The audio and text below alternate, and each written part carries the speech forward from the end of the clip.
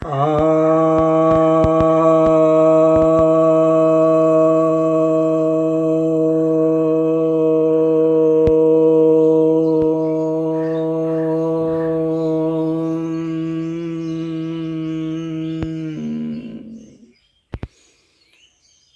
सभी भक्तजनों को सप्रेम नमन। भक्तों, आज मैं आपके समक्ष विज्ञान भैरव तंत्र के 9वें श्लोक की व्याख्या करने जा रहा हूँ। यह ग्रंथ भैरव भैरवी के संवाद के रूप में है। तो यहाँ पर भैरवी के जो प्रश्न हैं, जो जिज्ञासा है, उसके उत्तर में भैरव जी कह रहे हैं, माया स्वप्नोपमं चैव गंधर्व नगर भ्रमं ध्यानार्थ भ्रांत बुद्धिनाम क्रियाडंबरवर्तिनाम। अर्थात इस संसार में जो लोग हैं, जो साकार को ही भैरव मात्र समझ लेते हैं, तो वे उस तरह से हैं जैसे कि माया में हैं और स्वप्न में हैं तथा गंधर्व के नगर में भ्रमण कर रहे हैं। उनकी बुद्धि भ्रांत हो गई है। तो जो बुद्धि ध्यान में होनी चाहिए वह बुद्धि जो है भ्रांति में हो गई है। तो वे क्रिया आडंबर में फंस करके बरत रहे हैं, यानी क्रिया आडंबर में वे लगे हुए हैं। वे ऐसी पूजा कर रहे हैं जो कर्मकांडी पूजा है। तो भैरव जी यहाँ कह रहे हैं कि कर्मकांडी पूजा वही लोग करते हैं जो समझते हैं कि संसार अस्तित्व ईश्वर बस इतने भर है, साकार अस्तित्व भर है। तो ये माया को ही सत्य मान लेते हैं, जो स्वप्नवत है उसको ही सत्य मान लेते हैं। गंधर्व के नगर,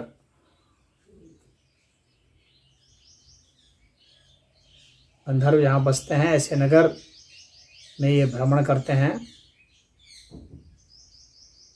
वहाँ भ्रमित होते हैं। जो बुद्धि ध्यान में लगनी चाहिए, ये बुद्धि इनकी भ्रमित हो चुकी है, एकाग्रचित बुद्धि नहीं है। तो ऐसे लोग ही कर्मकांड में बरत रहे हैं। माया अर्थात जो कि अभी है अभी नहीं है, जिसका रूप बदल जाता है, जिसमें हम निश्चयात्मक नहीं हो सकते। न सदरूपा न सदरूपा न च उभय आत्मिका माया निर्वच्या मिथ्याभूता सनातन, आदि शंकराचार्य कहते हैं। तो माया जो है वो मिथ्याभूत है, अर्थात इसका स्वरूप हर समय रूपांतरित होता रहता है। तो हम निश्चयात्मक नहीं हो पाते हैं कि यही है या यही नहीं। तो ये जो साकार अस्तित्व है वो ऐसा ही है, इसीलिए साकार अस्तित्व को माया कहा गया है। और भैरव जी कहते हैं कि यह मेरा एक स्वरूप है और साकार स्वरूप है, यह मायावत है, यह लगातार बदलता है। इसके विषय में निश्चयात्मक नहीं हो सकते।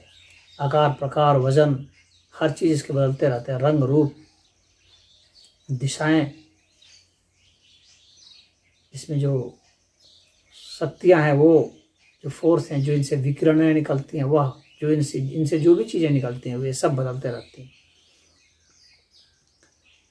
जैसे कि हम लोग का स्वप्न बदलता रहता है और जिस तरह से हम अपने स्वप्न में निश्चयात्मक नहीं हो पाते हैं, हम श्योर नहीं हो पाते हैं, हम भ्रम में रहते हैं, उस तरह से हम भ्रम के जाल में फंस जाते हैं। तो गंधर्व नगर में चले जाते हैं। गंधर्व जो नाच गान करते हैं उन्हें गंधर्व कहा जाता है।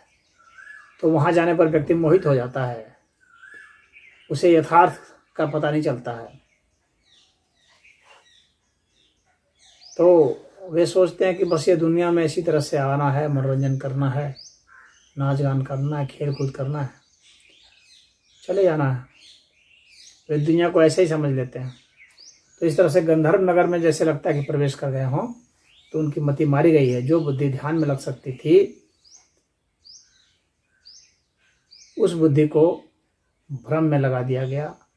अब वो बुद्धि भ्रांति में है, निश्चयात्मक नहीं है। उसे सही गलत का, सत असत का, धर्म धर्म का, न्याय अन्याय का कुछ पता नहीं चल रहा है।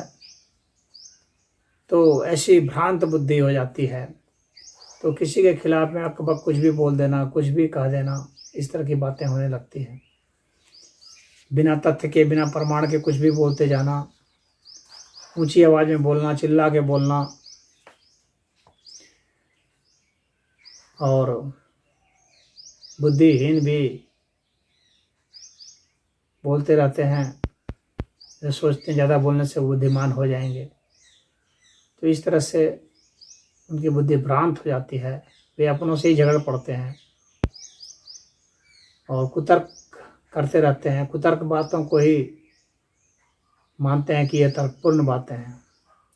तो तथ्य से, तर्क से हट करके, विश्लेषण से हट करके वो अन्यायोचित वचन बोलते रहते हैं।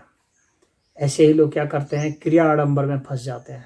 क्रिया आडंबर में बरतते हैं, यानी कर्मकांड करते हैं। सोचते हैं इसके जरिए हम स्वर्ग पा जाएंगे, नरक से बच जाएंगे, हमको इस दुनिया में लाभ हो जाएगा। किसी को पद का लाभ हो जाएगा, किसी को धन का लाभ हो जाएगा, किसी को संतान मिल जाएगी, किसी को जन मिल जाएगा, किसी को संसाधन मिल जाएंगे, भूमि मिल जाएगी। तो कोई चुनाव जीत जाएगा, कोई मुकदमा जीत जाएगा, कोई पास हो जाएगा, कोई किसी को नौकरी मिल जाएगी। इस तरह से ये सिर्फ क्रियात्मक जगत में फंसे रहते हैं, उसमें आडंबर करते रहते हैं। अर्थात इन्हें पता नहीं होता है कि वास्तव में यहाँ घटनाएं किस आधार पर घटित होती हैं। वे मनमाने ढंग से सोचते हैं कि कैसे घटित हो जाएंगे। जैसे कि मान लीजिए कि मैंने 4 बार अगरबत्ती दिखा दी और सोचा कि अब मेरी नौकरी लग जाएगी। अब इस 4 बार अगरबत्ती घुमाने से नौकरी का क्या संबंध है, इसका कोई वे विचार नहीं करते हैं तर्कपूर्वक। वो सोचते हैं कि ऐसा करने से नौकरी मिल जाएगी, यानी कार्य कारण का संबंध नहीं देखते हैं। इसी को आडंबर कहा जाता है। जब हम कार्य कारण का संबंध नहीं देखते हैं, जब हम घंटी हिलाते हैं जा करके मंदिरों में और सोचते हैं कि इस तरह से घंटी हिला देंगे तो हमारे संतान पैदा हो जाएगी। घंटी हिलाने का संतान के पैदा होने से क्या मतलब है? या कुछ लोग जो है कथा सुना लेते हैं, सत्यनारायण की कथा सुना दी और फिर सोचते हैं कि इससे जो है हम चुनाव जीत जाएंगे। उससे चुनाव जीतने का क्या मतलब है? तो यह तर्क जब न्याय संगत नहीं होता है, तर्क संगत नहीं होता है, कार्य कारण का संबंध आपस में ज्ञात नहीं है, तो इस तरह की जो गतिविधि है, जो क्रियाकलाप हैं, ऐसे क्रियाकलाप को क्रिया आडंबर कहा जाता है। तो यहाँ भगवान भैरव ने क्रिया आडंबर कहा है। यह बहुत बड़ा संदेश है वैसे लोगों के लिए जो मनौती सनौती मांगते रहते हैं। कभी पूरी भी हो जाती है, लेकिन उस कारण से नहीं होती है। वे सोचते हैं इस कारण से हो गई। किसी घटना के घटित होने में वह घटना ही जिम्मेवार है, ऐसा मान लेते हैं, अपने मन से मान लेते हैं, जबकि वह प्रमाणित नहीं हो पाता।